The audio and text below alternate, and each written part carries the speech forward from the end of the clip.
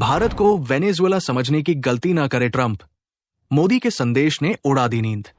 France जाकर जयशंकर ने पूरी दुनिया को बता दिया पीएम मोदी का ये खतरनाक संदेश।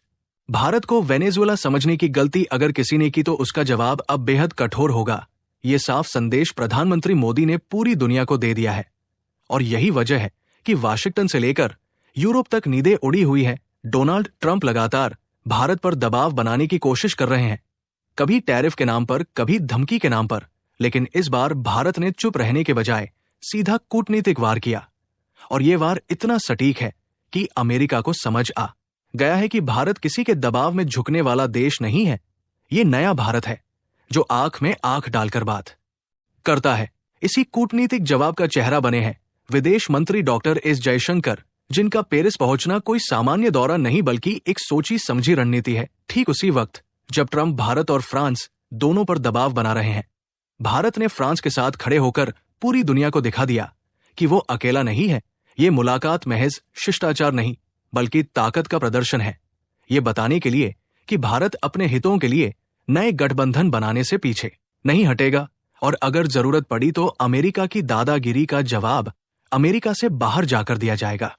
डोनाल्ड ट्रंप को यह समझना होगा कि भारत कोई कमजोर देश नहीं है जिस पर टैरिफ की लाठी चलाकर मनचाहा फैसला कराया जा सके। 50% टैरिफ लगाने के बाद भी भारत डरा नहीं और अब और टैरिफ की धमकी भी बेअसर साबित हो रही है, क्योंकि भारत ने साफ कर दिया है कि वो विकल्प तैयार कर चुका है। फ्रांस जैसे ताकतवर देश के साथ खड़े होकर भारत ने ये दिखा दिया है कि टेक्नोलॉजी, रक्षा, ऊर्जा और भविष्य की लड़ाई में वो अकेला नहीं है। और यही बात अमेरिका को सबसे ज्यादा परेशान कर रही है। जयशंकर और फ्रांस के राष्ट्रपति इमैनुअल मैक्रोन की मुलाकात की तस्वीरें सिर्फ तस्वीरें नहीं बल्कि एक चेतावनी है। ये चेतावनी उन ताकतों के लिए है जो भारत को कमजोर समझने की भूल कर रही है। मोदी की शुभकामनाएं लेकर मैक्रोन से मिलना ये साफ संकेत है कि दोनों देशों के बीच भरोसा मजबूत है और ये भरोसा अमेरिका के दबाव से टूटने वाला नहीं है। यही वजह है कि इस मुलाकात के बाद वैश्विक राजनीति में हलचल तेज हो गई है और हर कोई ये समझने की कोशिश कर रहा है कि भारत अगला कदम क्या उठाने वाला है। जयशंकर ने पेरिस में फ्रांस के राजदूतों के सम्मेलन को संबोधित करके भी बड़ा संदेश दिया। उन्होंने साफ कहा कि दुनिया बदल रही है, व्यापार, टेक्नोलॉजी, ऊर्जा और कनेक्टिविटी के नियम बदल रहे हैं और भारत इस बदलाव का नेतृत्व करने को तैयार है। ये बयान सीधे सीधे उन देशों के लिए था जो भारत को सिर्फ एक बाजार समझते हैं। भारत अब नियम मानने वाला नहीं बल्कि नियम बनाने वाला देश बन चुका है और रणनीतिक स्वायत्ता की बात करके भारत ने यह भी जता दिया कि वह किसी एक शक्ति के इशारे पर नहीं चलेगा।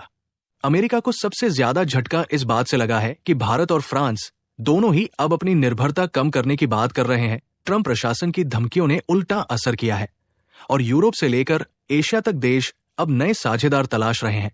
फ्रांस पहले से ही अमेरिका की कई नीतियों से नाराज रहा है और अब भारत के साथ मिलकर वो एक वैकल्पिक शक्ति केंद्र बनाने की दिशा में आगे बढ़ रहा है।